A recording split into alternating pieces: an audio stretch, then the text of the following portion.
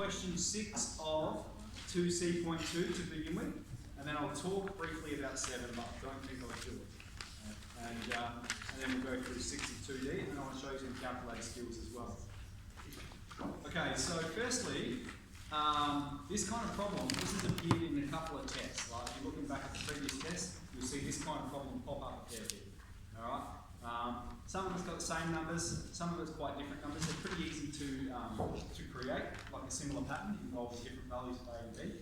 But let's get straight into it. It's going to involve a simultaneous equation because we've got two unknowns that we're trying to find, A and B. And they've given me this information. When x is 3, y is 1. And when x is 3, the slope is minus 1 on 8. So let's use the first piece of information first. When x is 3, y is 1. So let's substitute them in here. We're going to have 1 equals a on top of the square root of 1 plus, okay, 3b, sorry. X is 3. Everyone's happy with that? We put the number 1 there, and we put the number 3 there, and we've just made the same statement. And from here, we might get an equation for a, the square root of 1 plus 3b. We're trying to isolate the variables. Thank you. They're horribly smudged, aren't they? We're doing a terrible job, so that's one. Welcome to YouTube. Okay. You've made a guest appearance. So we've got a. Let's find the derivative of this, okay? Because we've used the first piece of information. We need to use this second piece of information, but we can't do it until we have the derivative function. So that's going to be our next step. So let's express it like this: square root, 1 plus bx to the power of minus half. All right. So I've just brought it to the straight top of the function, and then we're ready to crunch the chain rule. We're getting very good at the chain rule now. We know this a is just going to hang out, and then I'm differentiating this with the chain rule. B is just a number. Okay, don't be confused by B, we're just treating it as a number. So we're going to have minus half, we're going to have 1 plus bx to the power of minus half take 1, which is minus 3 on 2, okay? And f of x, n take 1, and then times by f dash of x. So I'm going, what's the derivative of the inside here? It's just b, okay? And that's our derivative, but it's not very useful like that. Alright, so what I'm going to do is try and make it a little bit neater. This is where I am going to simplify, because I need to use it, I need to manipulate it. So what I'm going to do, I'm going to express it as, what are we going to have at the top? We've got a times b at the top, a times 1 times b at the top, and it is negative. Yep, so we'll have minus ab at the top. And at the bottom here, we're going to have 2, and then remember this, remember we have a to the half, that's root a. If we have a to the 3 on 2, it's a root a. A to the 5 on 2 is a squared root a. So anyway, here we've got to the power of minus 3 on 2. So the minus tells me it's going to be at the bottom, and the 3 on 2 tells me this is the one I'm using, a root a. So at the bottom here, what I'm going to have is 1 plus bx times the square root of 1 plus bx. Alright, so negative, bring it to the bottom, and then we've got a square root a.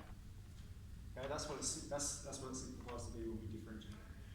Then we can input the information, right? Which is when x is 3, y is 1. When x is 3, dy on dx is minus 1 on 8. So let's input that. That's gonna come up here. Minus 1 on 8 equals minus, we've got AB here, and then at the bottom we've got 2 times by 1 plus 3b times by the square root of 1 plus 3b. Okay, x is 3, I've just substituted x for 3, and we've substituted that for dy and dx. Okay, now what we're going to do is we've got this a, and we're looking to get rid of a because we can't deal with two variables. But here we've got one equation, here we've got another equation, and we can synthesize them in order to just come up with one variable. So what I'm going to do, Matthew, I'm going to chuck this whole thing where the a is there. It's going to work out beautifully for us. We're going to have minus 1 on 8 is a is this, isn't it? The square root of 1 plus 3b times by b on top of 2 times 1 plus 3b on top of the square root of 1 plus 3b. Okay, so there's a fair bit going on. All we've done from this step to this step is substitute that into A. That's what we found in the first step. Okay. Now look at this. We've got this square root at the top and square root at the bottom. They can cancel for us. And then all we're going to be left with, a bit small though, then what we're going to be left with is we're going to have B, what have we got at the top? Minus B, let's not forget the negative, minus B on top of 2 times 1 plus 3B equals minus 1 on 8. Okay, we can drop the negatives, we've got negative on both sides, and then what I'm going to do is we're just looking to solve that equation. So I'll cross multiply here, let's drop the negatives, and I'm going to move that up there, and that up there. So we're going to have 8B is equal to 2 times 1 plus 3B. Okay, let's expand here and solve. 2 plus 6B, let's move the 6B over. We have 2B is 2, and B is 1. And A is the square root of 1 plus 3B from previously, which is the square root of 1 plus 3 times 1, which is the square root of 4, which is 2. B is 1, A is 2. So there's a fair bit involved. Okay? But let's just talk about those steps again quickly. Let's try and break it down to a process. We need to use all of the information. So straight away, I'm going when x is 3 and y is 1, I put that in and we get this equation for A. That's like step 1. Then step 2, well let's use the second piece of information. When x is 3, this is the slope.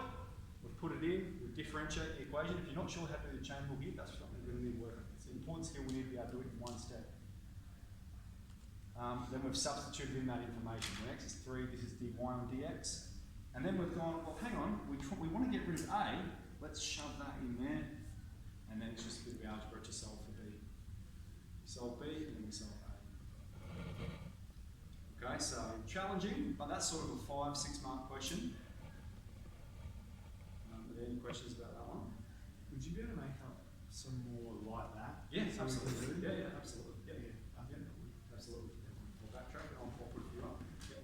You lost me in the first Ah. one as well. Can I see Jen from second? Yeah, of course. Yeah. Thank you. No worries. Rajman? I was just wondering why, at the start, why did you do that A value as square root of 1 plus 3? Just here. Excellent. Yep. So we're told when x is 3, y is 1. So I put the 3 where the x is. And so b times 3, 3b. That's how we write it. No, but why is A that? Oh, here. Yep. So how do I go from here to here? Yeah. Yep. So I multiplied both sides by the square root of 1 plus 3b. Same as with 1 plus 3b. And so that's cancelled. A equals. Yeah, that's a good question. Okay. So I'll just talk very briefly about 7 here. All right. I just had a quick attempt at it up here, and I've made some minor mistake, and it's thrown the whole result off. So look, I'm happy to try go through it with you, but that probably will take about 15 minutes to go through all that. So I'm happy to go through it. Let's pause it there. Let's have a go at this question 6 first, and then if you want to, I might go through it.